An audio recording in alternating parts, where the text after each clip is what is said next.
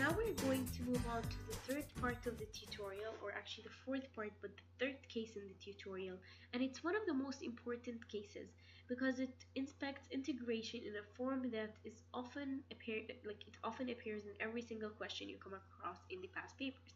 And is integration using substitution. Now, integration using substitution, you can think of it as actually the reverse of the chain rule, because you're still thinking of differentiation. How, you will see right now.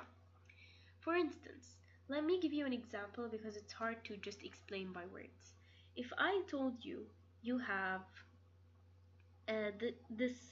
you have to integrate x multiplied by radical of x squared dx. Now this is a product and you cannot divide the integral into integration of x multiplied by the integration of radical x squared or such. It does not work that way. Uh, well, actually here you can just what you can do is that you can simply say that radical x squared is actually x and x into x is x squared, and you'll do it really simply. But I want you to see it in other words. You know that this is actually equal to the integration of x squared dx, which is x3 over 3. And it's important plus c. It is important for you to know the answer because here it shows you for comparison purposes. But here, if I take the subject of the radical and said this is actually my u, and I said u is x squared, and then I told you let us differentiate the u, and you find that this will give you 2x by dx. Now you will notice that du actually composed of the x, the dx, and the 2 that we can take outside. So here what we're going to do is that we're going to say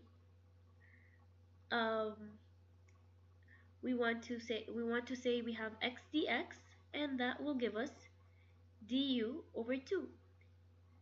And if we want to put it here, we're going to have the integral of as it is, which is radical into u over 2 du. And we can always take the constant outside, so this is actually radical u du, and this means it's u to the power half, and we do it simply as we increase by 1, so it's 3 over 2, so this is half u 3 over 2 divided by 3 over 2, so it's times 2 over 3, the 2 goes with the 2, and what remains is the 3. And then radical u, and then we know that our u is actually x squared, so this will actually be x cubed over 3, and we never forget to add our c. And you'll see that they are the same. And this is the concept of substitution. It is taking the subject and differentiating it in order to be able to take the whole integral of 1. In this question it's not necessary, as we can actually just do it simply using this method here, but in some situations you actually have to, and these are the examples you're going to see now. Here, for instance, if I told you, and this actually make you see that you don't only have to see one case at a time, it can include multiple cases, so this combines the third and the first case, and the question says 6x into ex squared. Now if you want to do this, it's a product, you can divide it into two integrals as we said, and in this case you cannot actually do anything about it. So what you're going to do is you're going to start looking at the subjects. So here is your subject. You're going to have u equals to x squared, and that means your du is actually x dx, and 2x dx, sorry. And here we have 6x dx, so 6x dx is actually 3 into du. And if we want to write it here, we're going to have 3 into our e to the power u du. And we can take our constants out as we said, and this will give us eu du. If we integrate eu, we're going to stay with eu as we know, and this will be 3 into eu plus c.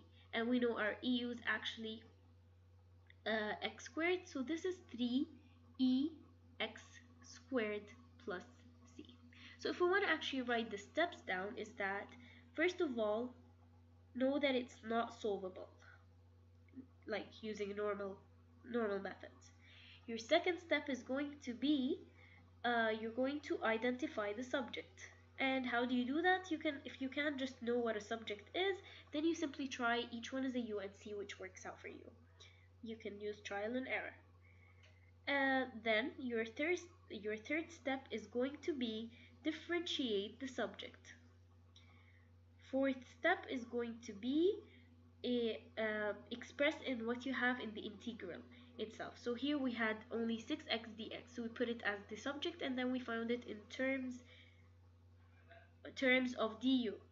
Then our fifth step was that we integrated the new integral we have, and then after we did that, we replaced u by x again, and don't forget to add your c.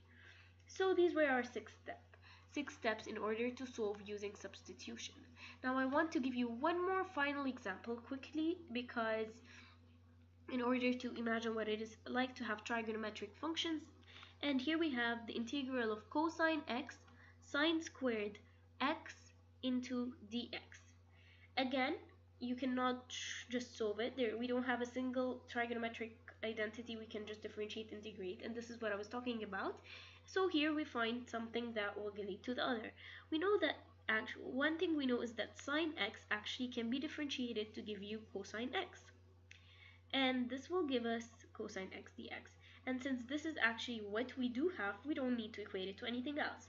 And when we write it, we're going to have u squared du, which is simply u cubed over 3 plus c, and our u is sine, so it's sine cubed x over 3 plus c. And by that, we got our problem solved quickly and easily. And this is the actual magic of integration through substitution.